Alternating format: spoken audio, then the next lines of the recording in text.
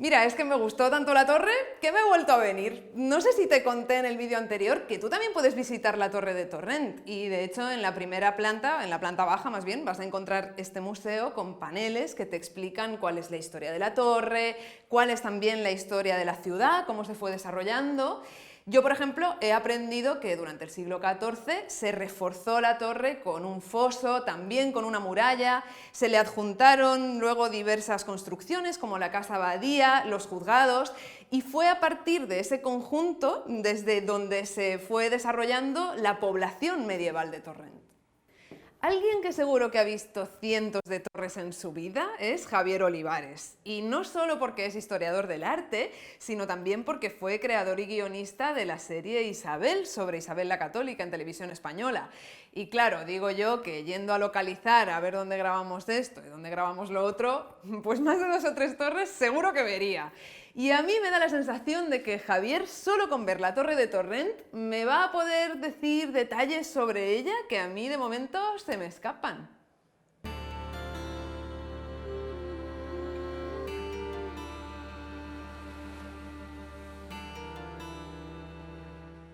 Alguien dijo una vez que una película o una serie no influye en la sociedad. Y no he oído mayor estupidez en mi vida, desde luego. Es decir, uno no puede ser tan pretencioso de decir voy a hacer algo que va a influir en la sociedad, porque entonces eres un memo y un engreído. Pero que algo bien hecho y que tenga ética y que tenga sentimiento y que quiera contar desde el alma historias, da igual que sean históricas o no históricas o... yo qué sé, Joyce Jim de Godard no habla de historia, pero es una película que tendría que ver cualquier generación, ¿me explico? Yo creo que eso es primero muy bonito y luego pues una sorpresa haber llegado a tanta gente, porque ya para mí fue una sorpresa que esta serie se pudiera emitir, pues si encima llega tanta gente y llega a mucha gente y además fuera de España, a mucha gente. Y eso me enorgullece más todavía.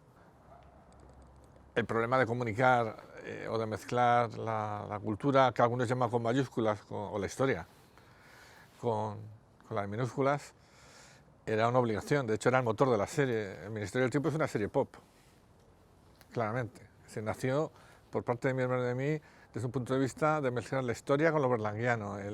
O sea, era todo el acicate, era hacer una serie pop, ¿no?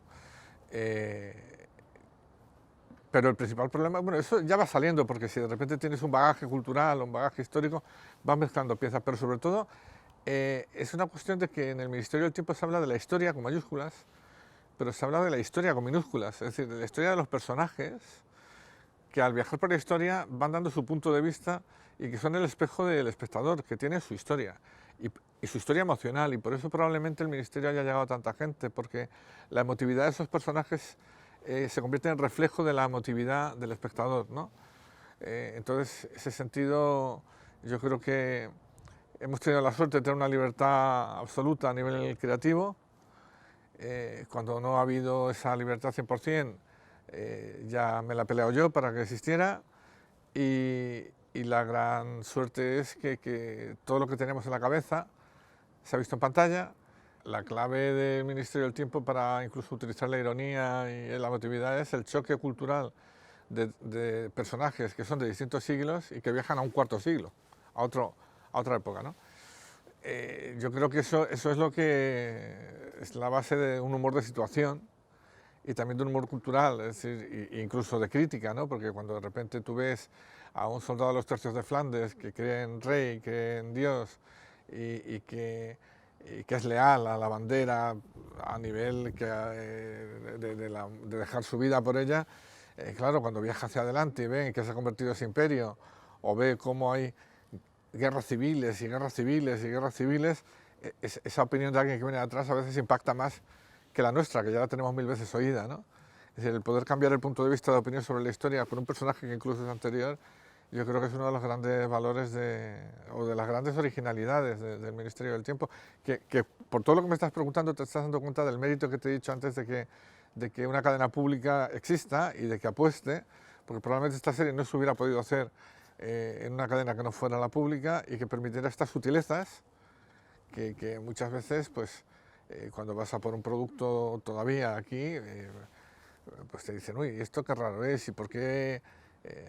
No sé, yo iba presentando el proyecto en muchos sitios y había veces que me decían, me gusta, pero los patrulleros tienen que viajar con traje de neopreno. Decías tú, bueno, o sea, ahora el problema es el neopreno, ¿no? Yo creo que hay que hacer series que el espectador, cuando se siente delante de ellas, no sepa lo que le van a contar, sino que se deje sorprender por lo que le van a contar. Quiero recordar que la ficción en abierto es algo muy importante como hecho cultural, porque la gente se educa en casa, en el colegio y viendo la televisión. Y el factor de una televisión pública en abierto que modere ese concepto es esencial, porque además existe en Europa. Si tú vas a la BBC o a las cadenas nórdicas, SVT, Denmark Radio, incluso en Italia la fusión que hacen, o las públicas alemanas, cómo entran en coproducción, y te das cuenta de que el sostén grande de la ficción europea es la televisión pública. Pero tendemos a olvidar, y eso me preocupa mucho, ¿no? Porque parece que las series empezaron con las privadas, y antes Televisión Española ya había ganado un Emmy con La Gavina. Sí, y las series que veían nuestras abuelas y nuestras madres, pues eran Anillos de Oro, Curro Jiménez, Los Gustos y las Sombras, eran seriones. Y a veces muy atrevidos socialmente, incluso para la época política que se hicieron, como muy atrevidos y de una calidad visual y de guión perfecta. Pero sin embargo, cuando gana, gracias a Dios, gana La Casa de Papel otro Emmy, es el primer Emmy que se gana en España, ya no se acuerda nadie de... Y creo que de aquí a poco tiempo nadie se va a acordar de las series que hemos hecho la gente en la televisión, porque ahora todo tiene que ser como una... Es tan bueno que parece una película, ¿no? Entonces yo creo que hay un problema que yo pues creo que es simplemente ser espectador del mismo, pero que me preocupa porque creo que la televisión es vanguardia, pero es vanguardia popular. Creo que nosotros conocemos muy bien la historia y la vida cotidiana norteamericana. Desconocemos y además les hemos mirado por encima del hombro de una manera deleznable a nuestros hermanos de lengua latinoamericanos. Creo que somos europeos y no podemos ver series europeas. Yo creo que como también la historia es un debate político también, ¿no? de que todo el mundo mira la historia desde el punto de vista está de mi lado o no. Claro, ¿por qué es tan difícil hacer películas sobre la guerra civil, aunque se han hecho muchas, pero no las necesarias? Y si no, que la gente lea Max Aub, ¿no? ¿Por qué, sin embargo, se ha hecho tanta de la Segunda Guerra Mundial? Muy fácil, porque los buenos ganaron. y cuentas una historia que al final, aunque sea muy triste y muy dura, acaba bien. Pero claro, es que hacer una serie de verdad de lo nuestro es muy complicado. Y luego también porque no sé, yo creo que aquí hay un desprecio hacia nuestra historia. Se considera... Hay tópicos, la historia es aburrida, las series de ciencia ficción no las ve nadie. Gente muy inteligente que opina por ti y que ahí estamos, ¿no? Entonces, bueno, confío que el Ministerio ayuda a cambiar un poquito eso respecto a la ciencia ficción, el fantástico y la historia. Pero yo echo mucho de menos series históricas, pero históricas de verdad, es decir, como hace la BBC, que cuando llegan las Olimpiadas el evento es hacer las grandes obras de Shakespeare. Aquí todo el mundo va tirando un hilo y de otro, y yo creo que se echa mucho de menos esa cuarta España que mira hacia atrás sin vergüenza, vea que hemos hecho cosas maravillosas, otras no tanto, y que sin hacer eso no podremos entender cómo somos nosotros, por qué somos tú y yo así hoy. Es decir, porque nuestras vidas hubieran cambiado mucho si los judíos no se hubieran tenido que ir de España, las nuestras, ¿eh? O si predominara una cultura árabe mezclada, una cultura árabe abierta como la que llegó a España. Ojo, cuidado, porque ya entonces había radicales islamistas y había radicales nacionalistas castellanos. Que es que tú vas hacia atrás y dices... Yo siempre pongo un ejemplo, ¿no? Que en una escena de Isabel de la primera temporada, que es la que hice, yo creo la serie y hago la primera temporada con mi hermano, había una escena en la que había una conversación sobre entrar en guerra o no entre Enrique IV y un Mendoza. Y recuerdo que me fui a unas grabaciones que había del Congreso y puse una disputa que tuvo Zapatero con Aznar, le cambié el lenguaje, el vos, tal, cual, y le puse una en boca de Mendoza y otra en boca de Enrique IV, tal cual. Y quedaba niquelada. Niquelada. No se dio cuenta a nadie, por cierto, pero quedaba niquelada. Entonces te das cuenta de que muchas veces no hemos cambiado tanto, ¿no?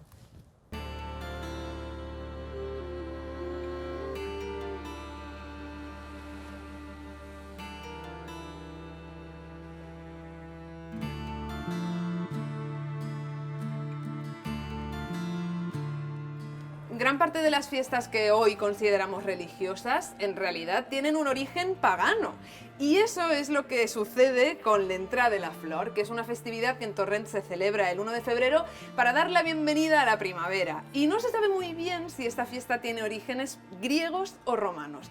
Pero el caso es que la fiesta consiste en cortar la primera rama del almendro florido y llevarla en procesión hasta la parroquia de la Asunción de Nuestra Señora. Y allí se le entrega a la Virgen, aunque bueno, en realidad a ella solo se le da una pequeña ramita, el resto se la reparten entre los asistentes, como de recuerdo.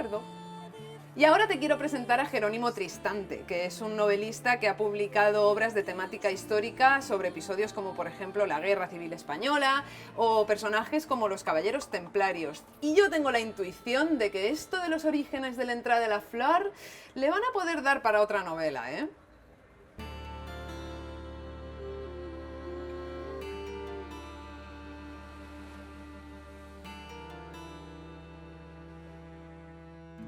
El siglo XIX es un siglo que a mí me interesa mucho porque tenía una especie de ambivalencia en el ambiente que me parece muy interesante.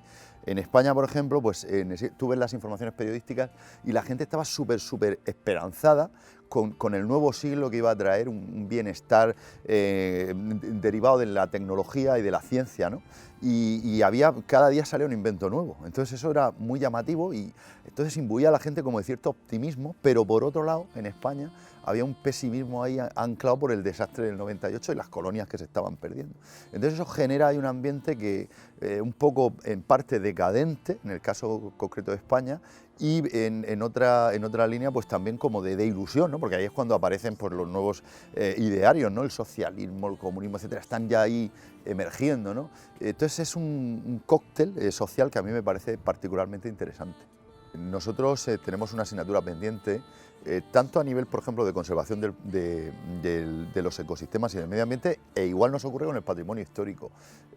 Nuestros políticos no están educados en eso y la población a veces tampoco, entonces ha quedado muy poco, depende de las ciudades. Por ejemplo, si tú te vas a Castilla y León, como no ha habido un desarrollo urbanístico muy grande, hay cosas que se conservan muy bien, pero por ejemplo en mi ciudad, en Murcia, o aquí en Valencia o en Barcelona, la mayor parte de toda esa historia que tenemos, por ejemplo, la Murcia musulmana era una ciudad fantástica. Yo escribí una novela, Crónica de Jufré, ambientada en mi ciudad, me quedé alucinado cuando vi lo que había allí, cuando llegan los cristianos, ¿no? Hay una actividad muy chula que es hacer recorridos por el decorado de las novelas, ¿no?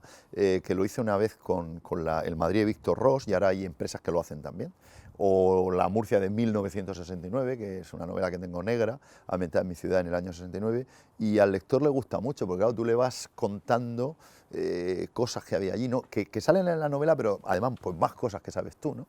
Y algunas, pues desgraciadamente, pues yo qué sé, pues, por ejemplo, hay una casa de citas que sale en 1969, que era muy curiosa en Murcia, la casa de citas de la calle Sagasta, y ahora pues es un edificio nuevo. Después, pues, aquí estaba esto, les explico cómo era, porque yo la recuerdo haber visto de niño, pero claro, eso es una pena, la verdad que da un poco, la sensación un poco de pena y de nostalgia, como de pérdida, ¿no? Yo creo que tú te paras a contar una historia y pues a mí particularmente, casi siempre, pues me voy a otra época y pues en unas ocasiones como en 1969 pues es negra, o las de Víctor Ros son detectivescas, por ejemplo, ¿no? El Rojo en el Azul es como más de espías, ¿no? Es una trama de espías y tiene también acción bélica. En fin, yo creo que es un poco una clasificación un poco artificial, pero que hay que hacerla porque el librero necesita saber dónde pongo esto, ¿vale?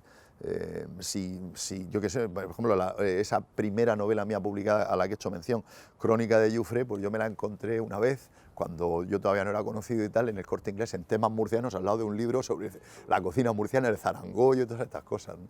Entonces, pues es una necesidad, yo creo que más del librero que de otra cosa. A ver, este es un tema bastante complicado, ¿vale? Siempre nos estamos flagelando y fustigándonos y tal, y yo tengo mucho contacto con mis compañeros y compañeras de lengua y literatura, voy a muchos institutos a dar charlas, todas las bibliotecas, en Murcia la biblioteca regional, que tiene como muchas sucursales, etcétera, hacen constantemente talleres de cuentacuentos, hacen multitud de actividades para animar a los críos a la lectura. Y vuelvo a lo mismo de antes, el factor fundamental que determina si un niño lee o no es que en casa haya libros y que vea a sus padres leer. Entonces, claro, el que los críos no lean mucho no deriva de que lo haga mal la administración o los profesores de lengua. A ver, cuando yo era joven, cuando era crío, pues a los 7 años tenía de libro de lectura El Quijote. Eso es una barbaridad, yo no entendía lo que estaba leyendo. Y ahora no, ahora los críos tienen unos profesores que le programan lecturas fantásticas acordes a su edad. Los chavales que leen muchísimo, porque hoy tienes una oferta en infantil juvenil brutal y buenísima. Pero hay muchos chavales que no leen. ¿Pero por qué? Pues porque en casa no se lee, Entonces, claro, tú no puedes pretender, nosotros somos primates, aprendemos por imitación. ¿Por qué los niños le dan tanta importancia al teléfono móvil? Un bebé quiere el teléfono móvil de su padre y le das uno de juguete y no lo quiere, porque ve que cuando suena el móvil se para todo. Ellos imitan. Entonces, claro, si ellos nunca ven a su padre o a su madre abrir un libro, no van a leer. Había un anuncio que a mí me gustaba mucho, creo que era del Ministerio de Cultura, en el que se veía un padre y una niña que iban a desayunar, llenaban la leche y el cuenco de cereales a la vez, ponían los cereales a la vez, cogían la cuchara a la vez y a la vez abrían la página del libro. Es esto, es fundamental esto. Los grandes autores en los que yo me miro, que tú sabes que son los del 19, Dumas, Dickens, Stevenson, Doyle, estos si vivieran hoy día los pondrían verdes porque dirían que son comerciales, y no eran comerciales, eran unos grandísimos autores, pero como eran tan buenos sabían llegar al gran público en sociedades semianalfabetas. Entonces esta dicotomía entre la literatura de calidad y la comercial para mí no existe. Hay buena literatura y mala literatura, y hay buena literatura que llega al gran público y hay mala literatura que no llega a nadie. Yo creo que si una novela la leen 300 tíos, pues probablemente no sea muy buena. Esa es mi opinión, porque la literatura para mí es comunicación. Todos estos que hablan de estupendismo y tal, en el fondo mienten, porque todos los escritores escribimos con la secreta intención de que alguien nos lea. No escribes solo porque a ti te gusta, escribimos porque nos gusta, porque lo necesitamos. Escribiríamos igual aunque no publicáramos, sí, pero todos queremos que nos lean, porque la literatura es comunicación. Y cuando tú escribes una novela y un tío la lee, o una amiga, o una lectora, y te ve y te dice, he leído tu libro, me ha gustado, aquí lo he pasado mal, esto es lo más maravilloso que hay para un escritor. No es el dinero ni el éxito. Cuando tú vas por la calle y te dice un tío, joder, ayer me acosté a las 3 de la mañana leyendo tu novela, esto es lo que más satisfacción da a un escritor. Entonces todos escribimos con la intención y con la ilusión de que nos lean. Por tanto, si no consigues llegar al que está al otro lado, yo creo que has fracasado.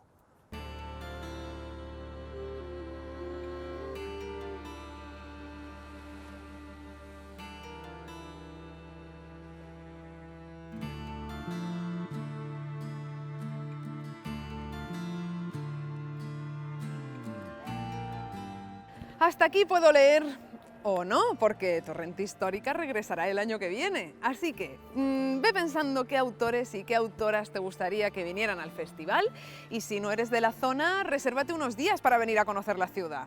Yo te espero en Torrent. ¡Chao!